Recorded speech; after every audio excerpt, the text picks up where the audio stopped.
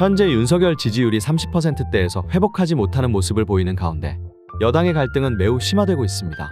특히 이번 한동훈 비대위원장설로 인해 갈등이 더욱 커지고 있는데 해당 내용 알아보기 전 구독과 좋아요 부탁드립니다. 김기현이 사퇴하고 나서 국민의힘은 14일 비상대책위원회 체제로 전환하기로 했습니다. 그런데 이 위원장 자리에 한동훈이 가장 유력함으로 드러났는데 이에 여당 내부 그리고 보수 언론에서 우려의 목소리가 나오고 있습니다. 조선일보는 대놓고 부정적인 비판을 했는데 현재 상황 속에서 홍준표 또한 입을 열기 시작했습니다. 홍준표는 최근 페이스북을 통해 정치 경험 많고 큰 판을 다루어 본 사람을 영입해서 비대위를 만들어야지 윤 대통령 아바타를 다시 당대표를 만들어 본들 그 선거가 되겠나? 김기현 대표 실패가 바로 그런 거 아니었나? 쇄신 대상자들이 자기들 살아남으려고 김기현 체제 이기를 언론 플레이를 통해 다시 만들려고 하는구나. 그렇게 하면 선거하기 어려울 거다라고 말하며 김기현 밀다가 닥쳤던 게 신세가 되더니 한동훈 밀어 연명하려고 몸부림치는구나. 정치 참 많이 타락했다. 듣보잡들이 지도부라고 거들먹거리다가 당 망쳐놓고 아직도 저리 설치니 이 당이 온전하겠나? 하기사 온유월 메뚜기도 한철이라고 했다만며 친윤계 주요 인사들이 한동훈 비대위에 무게를 싣는데 비판을 이어나가는 모습을 보였습니다. 한때 코박콩이라고 불릴 정도로 윤석열에게 고개 숙였던 인물이 이러한 수위 높은 비판을 보일 정도면 윤석열의 권력 누수 현상이 매우 심각한 것으로 판단할 수 있습니다. 이렇게 한동훈 비대위에 대해 많은 비판의 목소리가 나오는 가운데 개인적으로 현재 상황 속 한동훈이 제발 비대위에 앉았으면 좋겠습니다. 선출직 한 번 안 해봤던 전직 검사가 비대위원장을 맡아 총선을 지휘한다. 이거 참 재미있는 그림이 그려질 것 같습니다. 현재 정치 경험이 매우 적은 윤석열이 대통령이 되자마자 대한민국이 어떻게 변화되고 있습니까? 그의 슬로건인 공정과 상식은 사라지고 고금리, 고물가, 고환율로 나라가 흔들리고 있습니다. 이로 인해 보수 언론이 뒤돌게 만드는 기가 막힌 업적도 만들었죠. 이러한 모습을 봤을 때 윤석열의 하위 호환인 한동훈이 과연 비대위 자리에서 잘할 수 있을까요? 분명 그의 정치적 무능이 모두 드러날 것입니다. 그렇게 윤석열이 몰락할 때 한동훈도 함께 무너져 내리는 것이죠. 반대로 한동훈이 비대위원장을 하지 않는다면 윤석열이 몰락할 때 보수의 유일한 희망이라며 떠오를 가능성이 높습니다.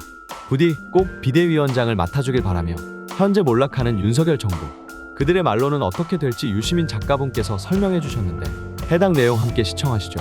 보호와 위로를 받아야 될 대통령을 코너로 몰아서 죽게 했기 때문에 이명박 대통령은 저런 대접을 받는 거거든요. 재임 중에 알파메일의 자리에 있을 때 보안관 행동을 적절하게 제대로 하지 않았고요. 그렇죠? 국가기구를 수익 모델로 만들었던 분이잖아요. 그러니까 존경을 못 받습니다. 그 YS 대통령이 최근 평가가 영화 서울의 봄 때문에 YS 대통령의 업적을 알게 되었죠. 사람들이. 저거 그 얘기 오래전부터 해왔습니다. 제가 방송에서 기회 있을 때마다. IMF로 나라를 망친 분이지만 초기에 업적이 많다고요. 하나회를 숙청해서 우리나라를 군사 쿠데타의 공포에서 해방시킨 분이고요. 공직자 재산 등록 금융실명제를 대통령 긴급명령으로 해치웠던 분이세요. 그런 개입들은 전부 약자의 편에 선 개입이에요. 그래서 재평가를 받을 수 있는 거예요. 그러나 이제 이명박 대통령 같은 분은, 박근혜 대통령 같은 분은 그렇게 재평가를 받을 수 있는 요인이 한 개도 없습니다. 제가 볼 때는. 왜냐하면 적절한 보안관 행동을 적절한 양만큼 하지 않았기 때문에. 저는 이 생물학적인 사회생물학의 명제에 비춰보면 윤석열 정권의 말로는 진짜 비참하리라고 봐요. 모든 명예와 권력을 다 잃고요. 만인의 손가락질을 받으면서 비참한 노후를 살게 될 거예요. 저주하는 게 아니에요. 학술적으로 볼 때 그렇다는 거예요.